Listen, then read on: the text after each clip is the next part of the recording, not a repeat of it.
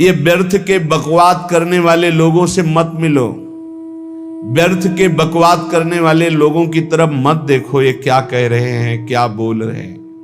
और तुम भी व्यर्थ का बकवाद मत करो। अपने समय को कीमती मान करके निरंतर प्रिया प्रीतम का नाम जप करो, उनके गुण लीला गाओ, उनकी सेवा में रहो। कभी प्रपंच की बातें, कभी प्रतिष्ठा का चिंतन, कभी नाना प्रकार के मान सम्मान का चिंतन, ये घुसने ना पावे हृदय में। बहुत सावधान रहना चाहिए साधक को। ऐसी बातें देखो मत, ऐसी बातें सुनो मत जिससे तुम्हारा हृदय उद्विग्न होकर प्रभु का चिंतन छोड़ दे। बंद करो अभी। अन्य लोगों के संग का त्याग कर दो, जो भगवत विमुख वार्ता करते हैं, संत निंदा करते हैं, दूसरों की निंदा करते हैं। कुछ हाथ नहीं लगता, ये लोग दुर्गति को प्राप्त होने वाले हैं। भक्तन निंदा अति बुरी भूल करे जिन कोई, किए सुकृत बहु जन्म के छिन में दारे खोए। पर निंदा के किए ते नहीं, आवत नहीं कछुआत, मूर्ख पर्वत पाप को ले चल अपने साथ। तो अलम कश्यापि संगत्या, ऐसा संग मत करो जिनके पास बैठने से भक्त निंदा, जन निंदा, भगवत निंदा हो। ऐसे से दूर रहो। अलम बंद कर दो ऐसे लोगों का संग। रात दिन हम श्यामा श्याम का नाम जप करेंगे, श्यामा श्याम के लीला गुण गाएंगे, श्यामा श्याम के ही धाम का शोभा का चिंतन करेंगे। जब तुम अपना जीवन श्यामा श्याम के चरणों में न्यौछावर कर दोगे तो पूरा भार श्यामा श्याम ले लेंगे और तुम्हारे हृदय में मस्ती आ जाएगी। जो ऐसा निश्चयी होता है, दृढ़ निश्चयी, उसके अंदर दृढ़ विश्वास, तो उसके हर समय भगवान की स्फूर्ति होती रहती है। भारी प्रतिकूलता में भी भगवान का सानिध्य अनुभव होता है। वो अनुकूलता में तो भगवान के दुलार को देखता है, लेकिन प्रतिकूलता में भगवान की विशेष कृपा को देखता है। ये संयोग, ये वियोग, संसार की ये द्वंद्वमयी वृत्तियां भक्तों के हृदय में नहीं चुभती। आए की हुज्जत नहीं, गए की तलाश नहीं, क्योंकि नित्य संयोग भगवत स्मृति के प्रभाव से प्रभु का रहता है। शोक, विषाद बहुत ध्यान देने योग्य विषय है। तभी लोगों को ऐसा लगता है कि ऐसा कैसे हो सकता है। भक्त के चरित्रों को जब सुनते तो लगता है ऐसा कैसे हो सकता है, ऐसी परिस्थिति में भी ऐसा कैसे हो सकता है। क्योंकि तुम मानसिक बुद्धि से युक्त हो और वो भागवतिक स्थिति से युक्त है, इसलिए तुम उसको पार पा ही नहीं सकते। जब तुम अपना जीवन श्यामा श्याम के चरणों में समर्पित कर देते हो हृदय से, फिर उनकी कृपा से सब विघ्न दूर हो जाते, एक अपार मस्ती रहती है। नहीं तो शोक, विषाद, दुख, क्लेश, कष्ट, संताप, भय, उद्वेग, ये सदैव सताते रहते हैं। इसी से डिप्रेशन होता है। बार बार नकारात्मक चिंतन, शोक, विषाद, दुख, चिंता, क्लेश, संताप, भय, उद्वेग, यही पूरे मानसिक स्तर को नष्ट कर देते हैं। उत्साहहीन जीवन हो जाता है। जब तुम श्यामा श्याम को समर्पित हो जाते हो तो ये सब प्रवेश भी नहीं करते, एक अपार मस्ती बनी रहती है। अब क्या होगा? श्यामा श्याम जो करेंगे वही होगा। श्यामा श्याम पता नहीं कैसा करे, नहीं, वो सदैव मंगल भवन है, वो जो करते महामंगल होता है। यह निश्चय उपासक के हृदय में आ जाना चाहिए। इसलिए अपना सारा मन, सारी बुद्धि, सारा जीवन, प्रत्येक श्वास प्रभु को अर्पण कर दो, फिर देखो तुम निहाल हो जाओगे। दुख, शोक, विषाद, क्लेश, कष्ट, संताप, भय, उद्वेग, ये उसी को व्यापते हैं जिसने अपने जीवन को प्रभु के चरणों में अर्पित नहीं किया। इसलिए तुम अपना सारा मन, सारी बुद्धि, सारा जीवन, प्रत्येक श्वास केवल प्रभु को अर्पित कर दो, फिर देख लेना श्वास कैसे अर्पित की जाती, राधा राधा राधा। बुद्धि कैसे अर्पित की जाती, एकमात्र निश्चय कि भगवत सुख ही सुख है, ये जागतिक सुख सुख नहीं, ये दुख है, ये ऐसा दलदल है जिससे आज तक कोई नहीं निकल पाया। सारा मन, हम मन से केवल प्रभु का मनन करें, बार बार मन को संसार से हटा के नाम में, रूप में, लीला में, धाम में लगाएं। बहुत प्रसन्नता हो जाती है उस उपासक के हृदय में जो अपना मन बुद्धि प्रभु के चरणों में अर्पित कर देता। भगवान ने तो इसको बहुत उत्तम स्थिति बताया है कि मेरे से कभी वो अलग हो ही नहीं सकता यदि मन बुद्धि अर्पित कर दिया। मयि एव मन आधत्स्व मयि बुद्धिम निवेशय, तो निवश्य मयि एव अत ऊर्ध्वम न संशया, बिल्कुल संशय नहीं, वो मेरे में ही निवास करेगा जिसने मन और बुद्धि अपनी मेरे में अर्पित कर दी। बहुत प्रसन्नता रहेगी उस उपासक के जीवन में जो अपने आप को मन बुद्धि सहित प्रभु के चरणों में समर्पित कर दिया है।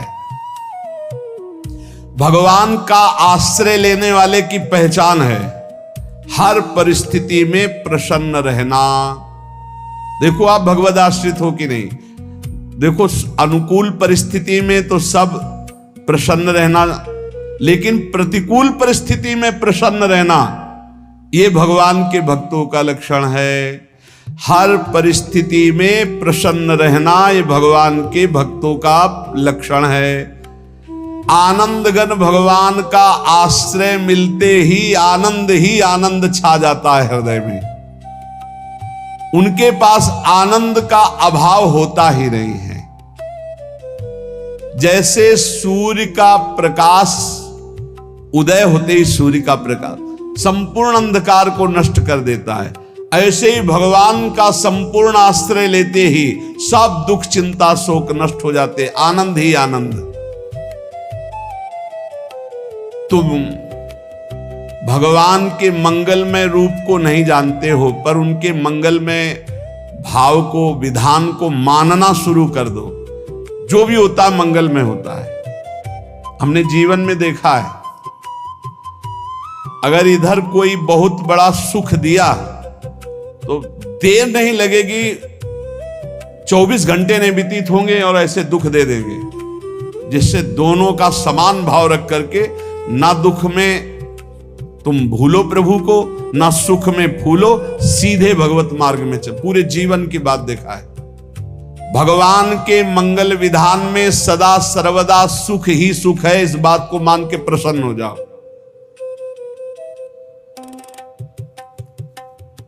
जब भगवान का भजन करने वाले की तन्मयता बढ़ती है भजन में, तो द्वेषी जन अपने आप तैयार हो जाते हैं। भक्त कभी किसी से द्वेष नहीं करता, अपने आप वो द्रोह करने लगते। तो नरसिंह मेहता जी से बहुत गांव के कई लोग थे जो जलते थे, ऐसे जलते थे कि अब क्या करें, कैसे मिटा दे नरसिंह मेहता जी को। अब उपाय तो मिल नहीं रहा था। तो एक दिन संतों की मंडली आई और उन्होंने कहा कि हम रास्ते में कोई चोर आदि धन ना ले ले, इसलिए यहां से किसी की हुंडी चलती है क्या द्वारिका में? पहले ऐसा था। बोले हाँ, हमारे यहां बहुत बड़े सेठ हैं नरसिंह मेहता जी, पर आप कहोगे वो मना कर देंगे। कई बार कहोगे, अगर वो स्वीकार कर ले तो वहां। और उनका लक्ष्य था कि नरसिंह मेहता जी की तो खाने की भी सुविधा नहीं थी, हुंडी कहाँ की बात आई। उनका था कि जब वो ना कहेंगे तो संतजन नाराज हो जाएंगे, अगर हाँ कह दिया तो वहां हुंडी चुकेगी नहीं, तो संतजन अपने आप इनको शाप दे देंगे, अपराध बन जाएगा, ये नष्ट हो जाएंगे। संतों को भेजा नरसिंह मेहता जी ने, सबकी दंडवत की, चरण पखाड़े। तो उनका ये इतना रुपया है, द्वारिका में साधु सेवा हम करेंगे, वहां तुम्हारी हुंडी चलती है तो आप अरे उनका आप कहाँ भूल रहे हो, यहाँ खाने की भी व्यवस्था। बोले हमें सब पहले से बता दिया गया कि आप मना करोगे, बार बार मना मत करो, हमें पता है। तो उन्होंने ठाकुर जी की तरफ देखा, बोले क्या लीला है प्रभु, संतों से हम क्या कहें, ये लियो रुपए। उस समय स्वर्ण की मोहरें चलती थी, बेच के बाजार से खूब उन संतों को पवाया, उन्हीं संतों की सेवा की। और उनका अपने सेठ का नाम तो बताओ जहां हमें जाके हुंडी मिलेगी। सेठ, सावल शाह सेठ। संत जन गए वहां, पूछा कि नरसिंह मेहता जी का जिन सेठ से परिचय, उनका नाम सावल शाह सेठ, उनकी गद्दी कहाँ है? तो जो कुछ भक्त थे वो द्वारिकाधीश की तरफ संकेत करते कि वही हैं। बोले नहीं नहीं, वो सेठ है, उनकी गद्दी चलती थी। पूरी बाजार में कहीं कोई। अब संत जन एकांत में होकर के बहुत विचलित हुए, क्या हमारे साथ धोखा हुआ? नरसिंह मेहता जैसा संत क्या धोखेबाज हो सकता है? देखो, संशय तो बहुत विचित्र होता है। बड़े बड़ों को संशय हो जाता है। जब भगवती सती जी को संशय हो गया, राम जी को हे खग हे मृग हे मधुकर श्रेणी ऐसा पूछते हुए कि सच्चिदानंद कैसे हो सकते, तो किसी को हो सकता है, क्योंकि वो बुद्धि की अधिष्ठात्री देवी है। जो ही उनके मन में ऐसा आया कि क्या हमारे साथ धोखा हो रहा है, इतने में ही देखा जय हो सावल शाह सेठ की। वो कहा सावल शाह सेठ, तो देखा बढ़िया मुनीम जी उनके साथ, तो सेठ बस्ता लिए हुए मुनीम जी, सरकार इधर से चलो। तो उनका सावल शाह सेठ आपका नाम है? संतों ने कहा। बोले हाँ। बोले नरसिंह जी? हाँ। बोले आपकी हुंडी आ गई है। हुंडी एक कागज में लिखा कि ये हमारे सेठ जी को दे देना। वैसे लोग मुझे माखन चोर कहते, कोई कुछ कहता, लेकिन आपने सेठ बना दिया। जब आपने सेठ बना ही दिया तो आप कभी परवाह मत करना तुम। और ये सेवक आपकी सेवा में सदैव तत्पर है। भगवान ने ऐसा लिखा। जो भगवद आश्रित है, एक बार ये चलता रहता है, जो संत जन होते हैं उनके विरोधी अपने आप बन जाते हैं। किसी से कोई मतलब नहीं, अपने आप विरोधी बन जाते हैं। कबीरदास जी का पूरी काशी में यश था। भजन करने वाले महापुरुषों का यश बढ़ता है जब, तो जो भजनहीन होते हैं उनके हृदय में जलन पैदा हो जाती है और वो उनको विविध प्रकार से फंसाना चाहते हैं, उनको कष्ट देना चाहते हैं। तो कबीरदास जी के यश को धूमिल करने के लिए कुछ ब्राह्मणों ने एक रचना रची। मुड़ मुड़ा के कबीरदास जी के शिष्य बन करके पूरी काशी के सब आश्रमों में निमंत्रण दे आए। कल भंडारा है, संत सेवा है, सबने स्वीकार किया। कबीरदास जी अपनी दिनचर्या करके निकले तो संत मंडली आने लगी। बोले कै बजे सेवा है? साधु सेवा। बोले कौन सी साधु सेवा? बोले कल आपके शिष्य जन निमंत्रण दे के आए, पूरी काशी के सब संत आ रहे हैं। कबीरदास जी ने कहा यहाँ तो एक की भी व्यवस्था नहीं, पूरी काशी के संत आ रहे। अच्छा, समझ में आ रहा है, लीला बिहारी तुम लीला करना चाहते हो। गए अपना निकल गए गंगा किनारे, एक झाऊ के नीचे बैठकर अपना भजन ध्यान में मगन है। 11-12 बजे तो उन्होंने देखा संतों की मंडली, काशी तो बहुत।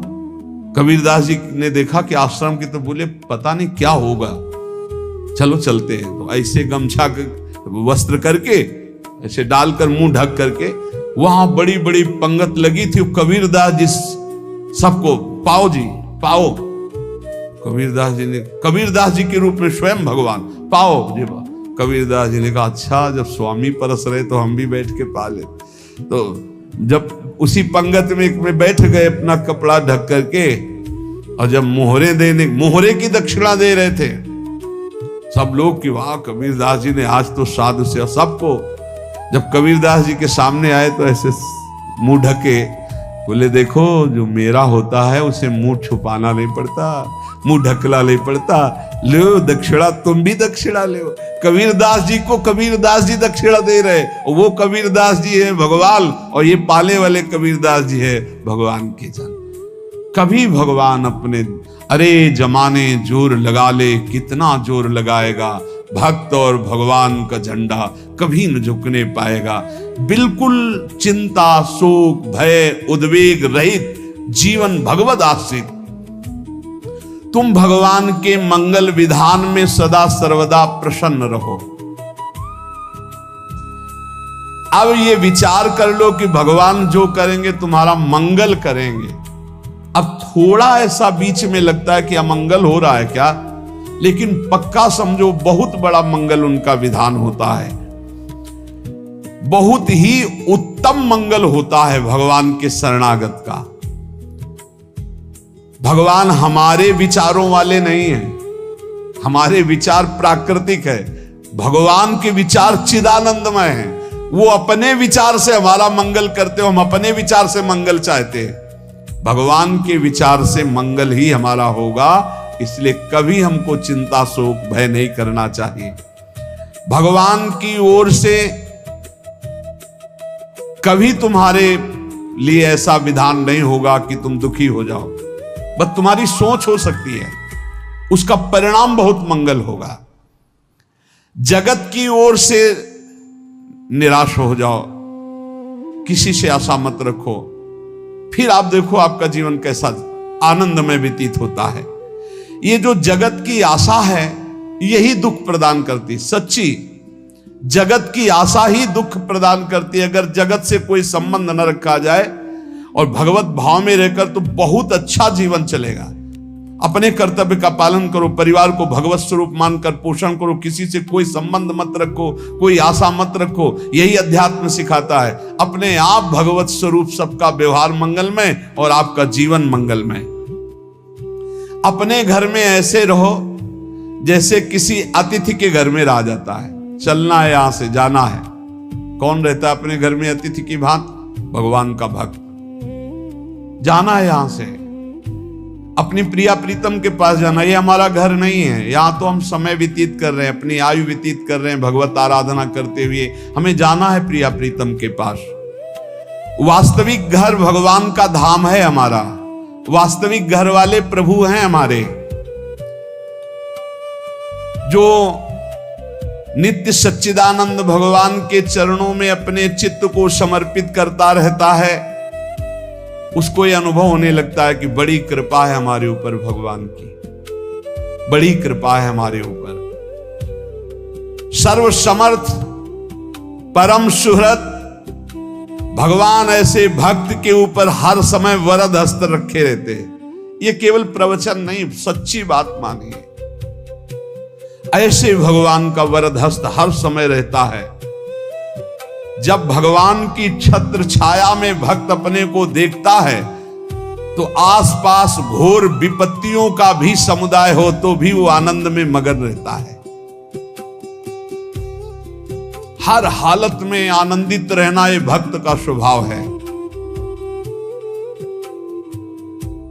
भगवान ऐसे भक्तों को प्यार करते हैं जैसे कछुआ अपने अंडे को बाहर रख आवे और रात दिन उसका चिंतन करे।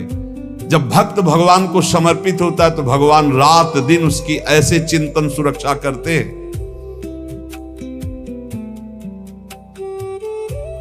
अभय, ये दैवी संपदा का पहला गुण है।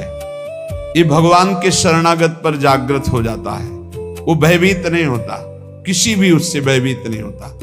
यही डर ही डरप हरिवंश हित, जिनो भ्रमय गुण सलिल पर। इस डर से डरते रहना चाहिए कहीं गुण रूपी पानी में फिसल न जाए, नहीं तो गलती हो सकती है। साधक सावधान रहे। ये अभय दैवी संपदा का सबसे बड़ा गुण है। जो भयहारी भगवान की शरण में आ जाता है तो उसके अंदर ये अभय प्रकट हो जाता है। अगर कहीं तुम्हें एकांत में भय लग रहा है, एक आदमी तो एकांतिक में आए थे, वो कह रहे थे कि हमें हर समय भय लगा रहता कि कोई हमारे पीछे है, अंधेरा तो लगता कोई खड़ा है, मैं जीना मुश्किल हो गया, ऐसा भय। देखो ये मन कैसा है, भगवान से विमुख होने पर कैसे डरवाता है। वो कह रहे हैं हर समय मुझे डर लगा रहता है, कोई सामने खड़ा है, कोई पीछे खड़ा है, ऐसा भय लगने लगता है। और जब भगवान की शरण में आ जाते हैं तो ये अभय स्थिति हृदय में जागृत हो जाती है। कोई भी भय आसपास आ ही नहीं सकता, यहां तक कि नरक का भी भय खत्म हो जाता है जो भगवान की शरण में है। महापापी भी पुण्यात्मा महान भक्तों के समान वो उत्तम गति को प्राप्त हो जाता है जो भगवान की शरण में हो जाता है। पर ये जो भोगों का आश्रय लिए हुए हैं, मनमानी आचरण कर रहे हैं, ये कभी उस अभय को जान ही नहीं सकते कि अभय पद है क्या। इनको तो कदम कदम पर शोक, भय, और दुख की प्राप्ति होगी। कोई बचा नहीं सकता जो भोगों में लगे हैं, मनमानी आचरण कर रहे हैं। अगर निर्भय होना चाहते हो, परम सुखी होना चाहते हो, तो भगवान के शरणागत हो जाओ। सारे जगत को अभय दान देने वाले भगवान हैं। भगवान का एक प्रण है, मम पन शरणागत भयहारी। जो मेरी शरण में आ गया उसके भय का मैं नाश कर देता हूं। साधना में अवस्था मन की मानी जाती है कि आप कितने अच्छे साधक हैं। यदि आपका मन भगवदाकार है, हर समय भगवत चिंतन चल रहा है, आपके स्वप्न भागवती का रहे हैं, आपके विचार भागवतिक हैं, तो आपकी अच्छी साधना हो रही है। और यदि आपके स्वप्न गंदे आ रहे हैं, क्योंकि स्वप्न में मन का ही सारा खेल होता है, और आपकी चिंतन वृत्ति वासनात्मक चल रही, तो अभी साधना का प्रभाव मन पे नहीं पड़ा है। जिसका मन हर समय भगवत चिंतन करता रहता है, वो जीते जी जीवन मुक्त हो जाता, अनुभव होता है। जैसे किसी ने कहा कि हमें कैसे पता चलेगा कि हमारा काम हो गया है, तो जैसे आप भोजन पा लेते हैं तो किसी दूसरे से गारंटी थोड़ी लेनी होती कि हम छक गए हैं क्या, आप जरा बताना हम छक गए हैं क्या। नहीं, अपने हृदय में आ जाता है कि अब मैं तृप्त हो गया। ऐसे ही अपने हृदय में आ जाता है कि मेरा काम हो गया, अब मेरा जन्म नहीं होगा। ये हृदय में आ जाता है, अपने आप अनुभव में आ जाता है। जब स्वरूप बोध होता है तो किसी और से सलाह थोड़ी लेनी होती है, वो अपने आप अनुभव में आ जाता है। हाँ, यदि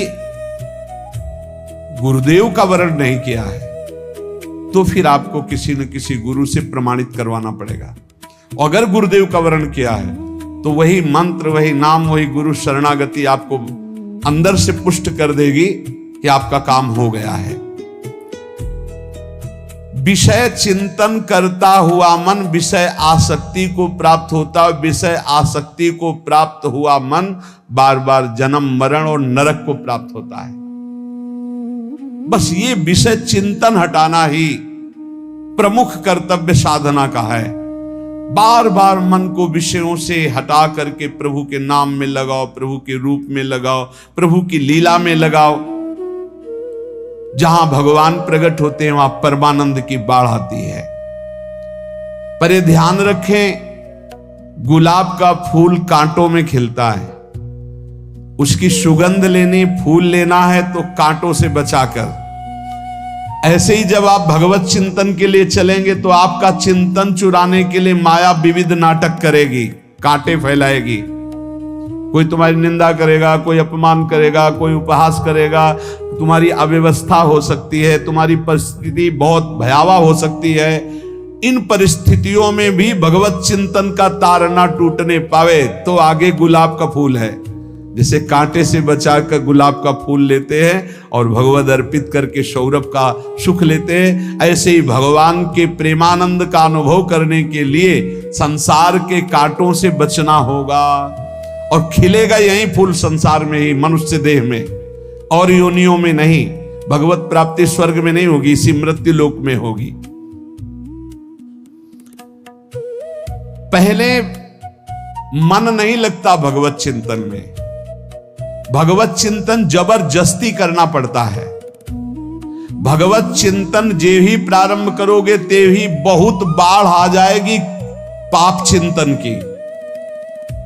ध्यान दीजिए, बहुत लोग प्रश्न करते रहते हैं कि हम जब भजन में बैठते हैं तो बहुत गंदी बातें आती, मन बड़ा चंचल होता है, भाग जाता है। ऐसा प्रारंभ में जब कोई भगवत चिंतन प्रारंभ करता है तो उसका मन विषयों में भागता है, गंदी बातों में भागता है। अब लोग कहते पहले तो हमारा चिंतन बढ़िया होता था, अब चिंतन नहीं होता। तो कोई सिद्ध पुरुष थोड़ी हो गए, तुम्हें जबरदस्ती चिंतन करना होगा। जगत के प्राणी में जहां मन जाए तो इसमें भी भगवान, पदार्थ में मन जाए तो उसमें भी भगवान। जहां जहां मन जाए वहां वहां भगवान देखो, या मन को हटाकर नाम मंत्र में लगाओ। ऐसे भगवत स्मृति जागृत की जाती, बार बार प्रयास करना होता है। कई लोग ये प्रश्न करते हैं कि हमसे बड़े पाप हो गए तो क्या हमें भगवान की प्राप्ति हो जाएगी? तो यहां कह रहे हैं भगवान किसी के पूर्व जीवन को नहीं देखते हैं, वर्तमान के भजन को देखते हैं। पकड़ो इस बात को। अगर वर्तमान में आज आप सुधर गए हो, नाम जप कर रहे हो, तो आप भक्त हो। ये गीता जी में भगवान ने कहा, अपिचेत सुदुराचारो भजते माम अनन्य भाग साधुरेव समंतव्या सम्यक व्यवसिता। ऐसा बहुत दुराचारी पहले रहा है, बाद में उसके मन में आ गया कि भगवान के सिवा हमारा कोई कल्याण करने वाला नहीं, हमारा कोई नहीं। तो भगवान कहते हैं मैं उसे साधु ही मानता हूं, उसे साधु बना देता हूं। भगवान किसी के पूर्व जीवन को नहीं देखते। बहुत बढ़िया बात है। कल तक हम क्या करते रहे भगवान नहीं देखते, आज क्या कर रहे हो ये देखते हैं। यदि आज आप भजन में लग गए हो, अच्छे आचरण कर रहे हो, तो आपको भगवत प्राप्ति हो जाएगी। भगवान ये नहीं देखते कि पूर्व में पुण्यात्मा रहा है कि पापात्मा रहा है। भगवान वर्तमान में देखते कि मेरा भजन कर रहा है, बस इसी से कल्याण कर देते हैं। पकड़ो इस बात को, तो कभी प्रश्न नहीं उठेगा कि क्या हमको भी भगवत प्राप्ति हो सकती है क्या। हमारा मन यदि श्री भगवान को चाहने लगे तो श्री भगवान हमारे मन में ही आकर बस जाएंगे। भगवान की रूप माधुरी में मन डूबने लगेगा। यथार्थ सत्य, जो भगवान से थोड़ा भी प्यार करने लगे हैं, उनके हृदय में भगवान की उनकी भावना के अनुसार झलक आने लगी है। हृदय में प्रभु के आते ही अनंत जन्मों के संस्कारों का नाश हो जाता है। इसलिए तुम अपने पहले वाले घृणित जीवन को याद भी मत करो और उसको सोचकर जरा निराश भी मत हो। अमावस्या में घोर अंधकार रहता है, पर प्रातः काल में अंधकार नष्ट हो जाता है। ऐसे ही नाम का उच्चारण करते ही तुम्हारे जितने पाप अंधकार हो सब नष्ट हो जाएंगे। तुम चाहो कि एक क्षण भी प्रभु को ना भूलो। अब वर्तमान में ऐसी स्थिति बनाओ। जो प्रभु को नहीं भूलने की चाह करता है कि मुझे ऐसी स्थिति प्राप्त हो कि मैं कभी प्रभु को ना भूलूं, तो सच्ची मानो और कोई बात भगवान सुने ना सुने, ये बात जल्दी सुन लेते हैं। भजन की मांग करो तो बहुत जल्दी भगवान पूर्ण करते हो। भजन जिसका चलने लगा तो फिर लोक लोकांतर के सारी रिद्धियां सिद्धियां सुख वैभव तो उसके चरणों में लौटते हैं। जब हम प्रभु से प्रभु का स्मरण न मांगकर भोग मांगते हैं, तभी हमारा भजन रुक जाता है, भजन नहीं चल पाता। यदि हम प्रभु से केवल भजन मांगे तो विश्वास करो ब्याज में सब हो जाएगा। मूल भजन तो आपका बचेगा ही, ब्याज में लोक लोकांतर के भोग आपके चरणों में लुटते घूमेंगे। आप भजन करके तो देखो। अरे घिघियाने की जरूरत नहीं, किसी से मांगने की जरूरत नहीं, भजन करके देखो, सब ठीक हो जाएगा, सब अपने आप बन जाएगा। हम बहुत बड़ी भूल कर देते हैं कि थोड़ा भजन करके प्रभु से कुछ सांसारिक वस्तुएं, स्थितियां, परिस्थितियां बदलने की मांग कर लेते हैं, जिससे भजन छूट जाता है। प्रभु की स्मृति इतनी महान है कि जिन्होंने बैर भाव से प्रभु का स्मरण किया उनको भगवान की प्राप्ति हो गई। जैसे कंस आदि भगवान से बैर ही तो रखते थे, लेकिन भगवान की स्मृति रहती थी। स्मृति ने उनको भगवत प्राप्ति करा दी। स्मृति में महान सुख है, पर वो जब भक्ति रस से युक्त स्मृति होती तब माधुर्य रस, प्रेम रस का अनुभव होता है। कल्याण तो वैर भाव से स्मरण करने वालों को भी प्राप्त हो गया। यदि आप भक्त हो और ये चाहते हो कि आपकी भागवती की स्थिति बहुत जोर की हो, तो हम आपसे प्रार्थना करते हैं कि रोज प्रभु से एक ही बात मांगिए, मुझे अखंड स्मृति दीजिए। अर्जुन जी को पूरी गीता जी सुनने के बाद यही मिला, नष्टो मोहा स्मृति लब्ध्वा। स्मृति, प्रभु आप हम पे ऐसी कृपा कर दो कि हमारे हृदय में किसी और व्यक्ति, वस्तु, स्थान की स्मृति न रह जाए, केवल आपकी स्मृति रह जाए। ये चाह भगवान बहुत जल्दी पूर्ण कर देते हैं यदि उपासक हृदय से ये बात मांगे। भगवान की कृपा से ही ऐसा हो सकता है कि अखंड स्मृति ये कर्म फल से नहीं मिलती है। प्रभु के प्रति निर्भर होकर जो दैन्यता पूर्वक प्रभु से मांगता है और हर समय अभ्यास करता रहता है भगवत स्मरण का, उसको ये स्मृति मिलती है। और स्मृति मिल गई तो इससे बड़ी कोई स्थिति नहीं, हर समय भगवान का स्मरण। प्रभु से मन प्रतिपल नया नया स्वाद लेकर के आसक्त होता रहता है, नवम नवम। प्रभु कभी बासी नहीं होते। जैसे किसी व्यक्ति को देखो तो देखते देखते मन हट जाएगा कि देख लिया, बहुत सुंदर है, ठीक है, लेकिन वो एक दिन मन हट जाएगा। और प्रभु की सुंदरता नवम नवम है, प्रभु के नाम का स्वाद नवम नवम है, प्रभु की लीला का स्वाद नवम नवम है, प्रभु के धाम की शोभा नवम नवम है। जैसे आचार्य महाप्रभु हरिवंश चंद्र जी कहते हैं, नयो नेह नवरंग नयो रस नवल श्याम वृषभानु किशोरी नव पीतांबर नवल चूनरी नई नई बूंदन भींजत गोरी नव वृंदावन हरित मनोहर नव चातक बोलत मोर मोरी नव मुरली जो मल्हार नई गति, सब कुछ नया। तो नवम नवम प्रभु प्रतिपल नवम नवम प्रभु का रूप, प्रियाजू का नवम नवम, अबहीं और अबहीं और अबहीं और है। तो कहते हैं जब मन निरंतर स्मृति में डूबता है तो जब प्रभु की रूप माधुरी प्रकाशित होती तो ऐसी नवम नवम कि कभी ये नहीं होता कि रूप बासी हो गया। ये वही रूप है जो हमने अभी देखा था, नवम नवम। इसलिए आनंद की उफान आती रहती है उपासक के हृदय में। ऐसी प्रियता, ऐसा आनंद बिना भजन के नहीं अनुभव में आएगा। इसलिए तुम विश्वास करो, तुम्हें बहुत सुंदर सुख मिलने वाला है, आगे अपार सुख मिलने वाला है। ये थोड़ा दुख का समय काट लो, जब तक जीवन है ये दुख सुख की लहर आती रहेगी, आप इसको सह जाओ। आगे बहुत आनंद है, विश्वास मान लीजिए, बहुत आनंद है। जो ये विश्वास कर लेता है वो प्रभु के मार्ग में चलकर प्रभु को प्राप्त कर लेता है। नहीं तो इतने रोड़े हैं कि आप ऊब जाओगे, बहुत रोड़े हैं। जो प्रभु के मार्ग में चलता है तो माया के बहुत से पार्षद अपना प्रभुत्व दिखाने उनके पास आते हैं, महिमा अपनी दिखाने, पर वो किसी वस्तु स्थिति अवस्था प्राणी पदार्थ का प्रभाव स्वीकार ही नहीं करता, क्योंकि भगवत स्मृति परायण है, भगवान की कृपा पर विश्वास है, इसलिए उसको कोई फंसा नहीं पाता। वो नित्य निरंतर प्रभु से घुला मिला रहने के कारण उसकी मस्ती में कोई फर्क नहीं पड़ता।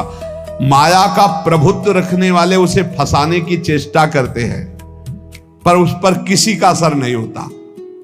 वो कहीं लिप्त नहीं होता, वो कहीं दुखी सुखी नहीं होता, वो हर समय प्रसन्न रहता है। तुम देखो, हर समय प्रसन्न रहते हो?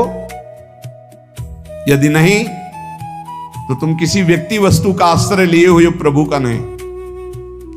अगर हां तो हर समय प्रभु का स्मरण चलना चाहिए, हर समय प्रभु के आश्रित हो, फिर देखना ये आनंद, ये प्रसन्नता क्या रूप रखती है। बड़े बड़े मस्त संतों को देखा, मस्त ऐसे उन्माद में मस्त है। उस सुख के लिए ललचाओ, कब तक जन्मते मरते रहोगे, कब तक बार बार दुख भोगते रहोगे, कब बड़ा प्रपंच है ये। भगवान का स्मरण परम पुण्यात्मा पुरुष का हृदय माना जाता है, बहुत पवित्र हृदय, बड़ा पुण्यात्मा हृदय जिसमें भगवान का स्मरण। भगवान का विस्मरण पापात्मा पुरुष, भयानक विपत्ति दुर्भाग्य आते हो। सुदृढ़ निश्चय करो, अब हम भगवान के स्मरण में अपना समय व्यतीत करेंगे। मेहनत करो, कार्य करने के लिए कोई मना नहीं, आप नौकरी करो, किसानी करो, व्यापार करो, पर अंदर अंदर भगवत स्मृति ही सबसे बड़ी स्थिति है। अब चाहे हम जीवित रहें, चाहे हमारे मरण जैसी विपत्ति आ जाए, चाहे सब हमसे हट जाए, चाहे सब हमको नमन करें, अब हम दृढ़ निश्चय करके केवल भगवान के स्मरण करते हुए इस संसार के बीच समय व्यतीत करेंगे। अब हम चूकने वाले नहीं। ये नियम लीजिए, चाहे जीवन रहे या ना रहे, चाहे मरण जैसा कष्ट आ जाए, चाहे सब वियोग हो जाए, सब चले जाए, चाहे सब संयोग हो जाए, सब नमन करें, अब हम प्रभु का स्मरण नहीं छोड़ेंगे।